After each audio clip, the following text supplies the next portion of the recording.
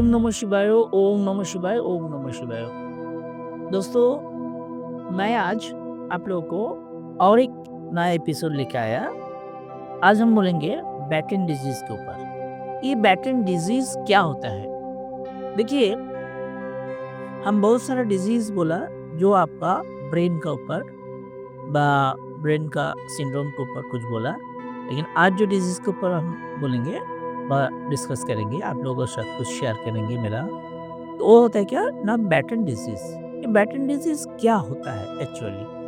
देखिए, baton disease एकदम सीधा नॉर्मल एक बात है क्या, जो ये आपका रेयर होते हैं, बहुत बहुत बहुत कम देखा जाते हैं। उसके बाद क्या होता है, एक इनहेरिटेड डिसऑर्डर। इनहेरिटेड मतलब ये वंशगतिक मतलब वंशानुक्रमिक होता है।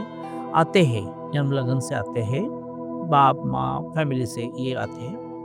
ये होता है क्या ना, ब्रेन का एक इफेक्ट करते हैं। ब्रेन के अंदर जो सेल रहते हैं, सेल के अंदर बहुत सारा एबनॉर्मल लिपिड खरण होता है, तरल आते हैं जो बहुत खतरनाक होते हैं। इसको बोलते हैं आपका लिपोफ्यूजन। लिपोफ्यूजन बोल के एक टाइप का जो लिपिड आते हैं, ये क्या करता है, अधिक मात्रा में जमा हो जाता है सेल के अंदर, और ये सेल बड़ा होके इसके बाद ये डेथ हो जाता है। तो ये जो डेथ हो जाता है सेल का, ब्रेन का अंदर जब डेथ होता है कोई सेल का, तो ब्रेन का कुछ काम के ऊपर हैम्पर आ जाता है। ये जो होता है बैटन डिजीज हम लोग का ऑल ओवर वर्ल्ड में देखा जाता है, लेकिन बहुत कम बार रेयर।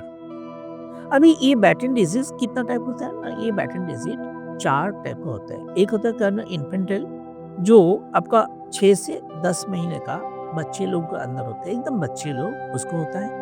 एक होता है, उसके बाद आता है क्या लेट इन्फेंटाइल, वो होता है आपका 2 से 4 साल के बच्चे के अंदर। एक होता है जुवेनाइल, जो आपका 5 से 15 साल का बच्चे को, और एक होता है एडल्ट। तो ये चारों टाइप का बैटन डिजीज हम देखते हैं, लेकिन हर कैटेगरी को ही बहुत रेयर ही मिलता है। इसमें क्या होता है, दिक्कत क्या होता है ये डिजीज में?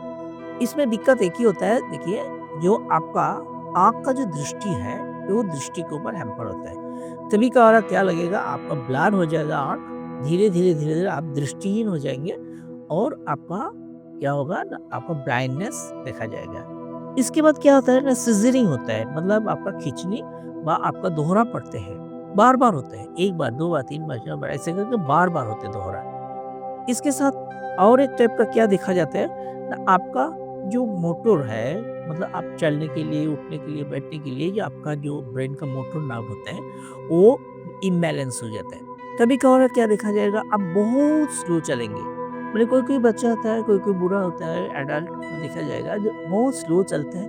किसी ने अगर फिर बहुत द्रुत चलता है, मतलब का स्पीडी चलता है। तो ये जो मोटर का जो काम है, ये इम्बैलेंस हो जाता है।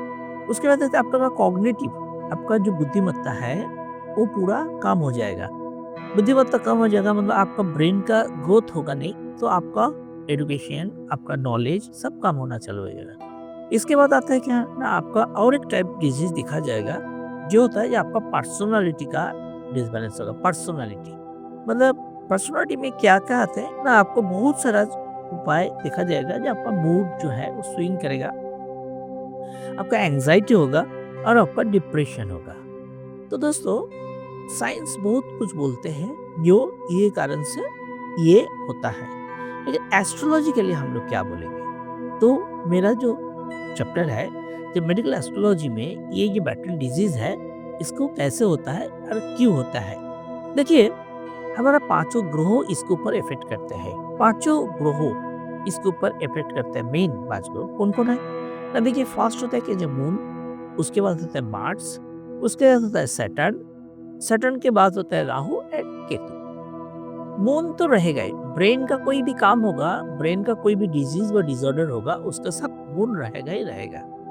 मून क्या करते हैं ना, एसोसिएटेड विद इमोशन, आपका हृदय का जो आंदोलन, आप खुश रहना, हंसना, रोना, इंट्यूशन करना, सोचना, ये सब करते हैं कौन ना, मून।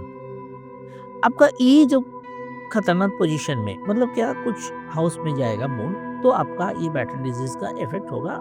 मैं इसको पीछे में बोलता हूँ। इसके बाद आता है क्या ना, मार्स।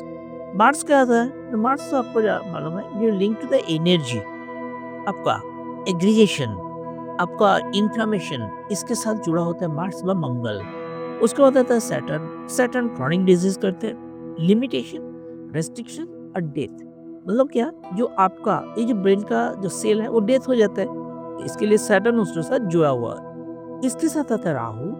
राहु क्या करता है ना, अनएक्सपेक्टेड इवेंट्स। अनएक्सपेक्टेड इवेंट्स मतलब जो होने के लिए आप सोचा भी नहीं, वही जो काम होता है उसको कराता है कौन है ना, राहु। राहु ये अनएक्सपेक्टेड इवेंट्स कराते हैं। जेनेटिक डिसऑर्डर्स, जेनेटिक डिसऑर्डर होता है और अनप्रेडिक्टेबल बिहेवियर, मतलब जो बिहेवियर आप कभी सोचा ही नहीं, अनप्रेडिक्ट किया था, वही बिहेवियर आप करेंगे।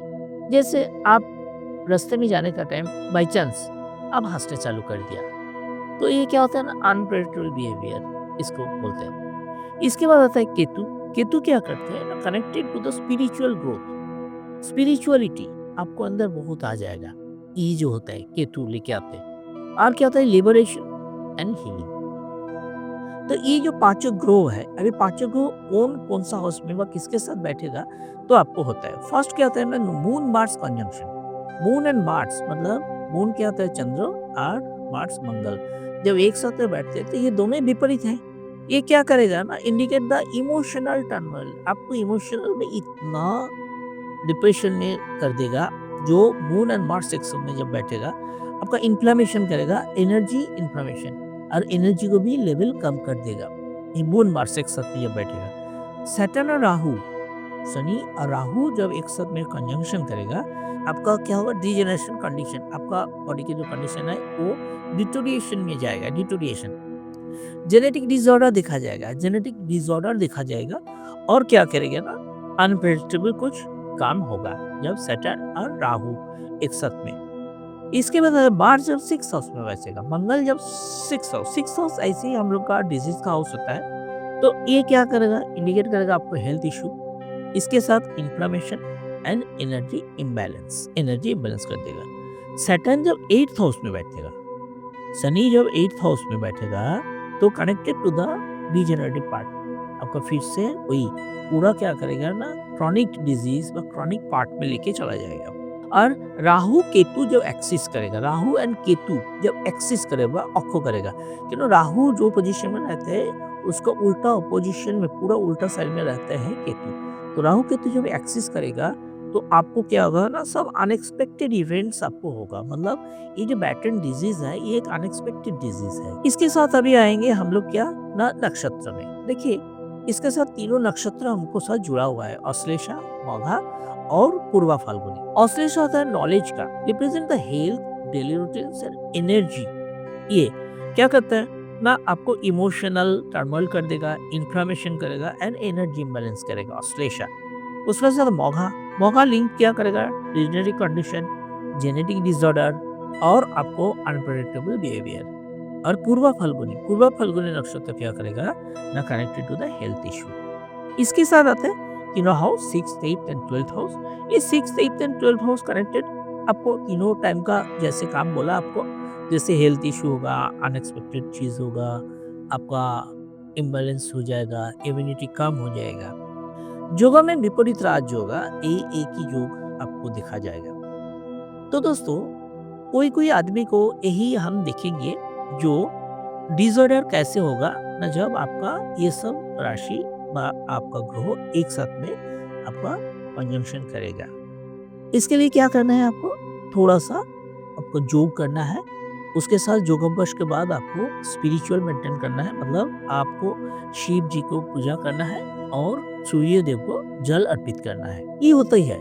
लेकिन हम लोग मेडिकल एस्ट्रोलॉजी में आपको कभी भी नहीं बोलेंगे जो आप ये सब करेंगे तो आपका ये डिसऑर्डर ठीक हो जाएगा।